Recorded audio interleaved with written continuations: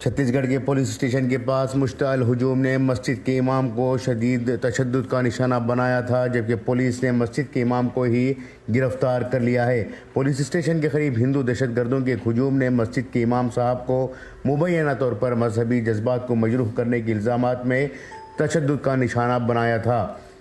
واضح ہے کہ 24 جنوری کو مسجد کے امام مولانا اصغر علی رضوی نے اپنے گھر سے مقامی گاؤں کے مدرسے میں تعلیم دینے کے لیے گئے، جہاں وہ تقریباً 2 سال سے پڑھا رہے ہیں۔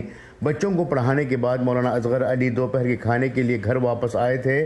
مولانا اصغر علی نے بتایا کہ وہ کھانا ابھی شروع ہی کر رہے تھے کہ مشتعل ہجوم ان کے گھر کے اندر داخل ہوا اور انہیں ان کے ساتھ چلنے کے لیے کہا گیا۔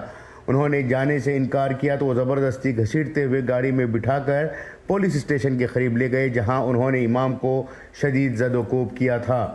مسجد کے امام مولانا اصغر علی کو ان کے سابقہ مدرسے کے طالب العلم کے واٹس ایپ اسٹیٹس کے باعث حراست میں لیا گیا ہے۔ واضح ہے کہ ہندوستان میں اس قسم کے واقعات اب معمول بن چکے ہیں۔ مسلمانوں پر زمین تنگ کی جا رہی ہے، مساجد کو شہید کیا جا رہا ہے، عدالتیں بھی انصاف سے کام نہیں لے رہی ہیں۔ نہتے مسلمانوں پر تشدد کے واقعات میں بے تحاشا اضافہ ہو رہا ہے۔ بیورو رپورٹ، انقلاب نیوز، رائے پور۔